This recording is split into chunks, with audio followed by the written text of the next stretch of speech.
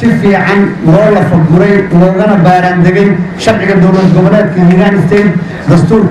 كان يتل متشوف من الجارة وإذا في الدولة فقط أهل دولة الفدرالية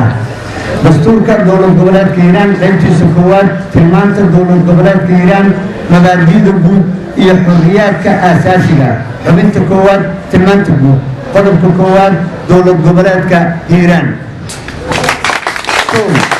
أود إلى كرامة دولة الجمهورية كهيران وحالة شعبية وحنا أبيج سنة سوى فقصن دستورك يحرك كله قدر طلبات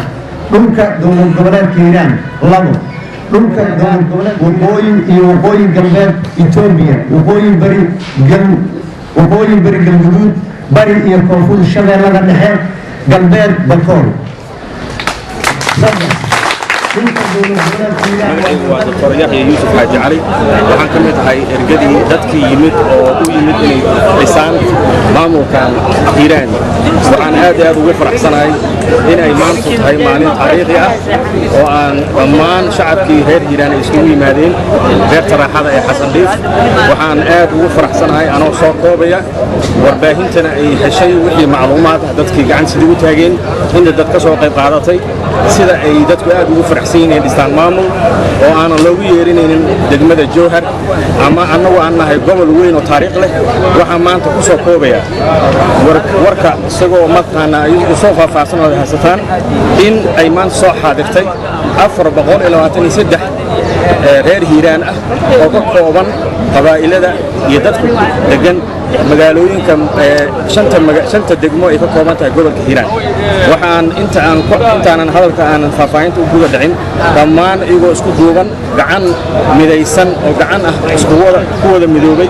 ayaa waxay gacanta u taageen dastuurka oo loo akhriyay qodob dastuurka faahfaahsan oo ah mid aad u qurux badan oo laga soo shaqeeyo waxgarad iyo anigu aan ka mid ahay iyo dad rugcadaa ah oo dibad iyo gudaha jooga ayaa maanta loo akhriyay si waadix ah oo faahfaahsan 423 qofood ee ka soo qayb qaadatay shacabka reer Hiiraan ah waxa u codeysay oo gacanta u taagtay Allahu akbar waxa gacanta u taagtay 419 oo u codeysay dastuurka iyo maanta inay Hiiraan yeelato gobolka Hiiraan uu yeesho maamul u qaas ah oo loo yaqaan Hiiraan State waxa ka aamustay oo gacanta hoos u dhigtay hal cod ama hal qof oo markaasi go'aankiisu asagu leeyahay ma sha Allah waxa diiday oo 423 kamid ah dadka ka soo qayb galay diiday 3 qofood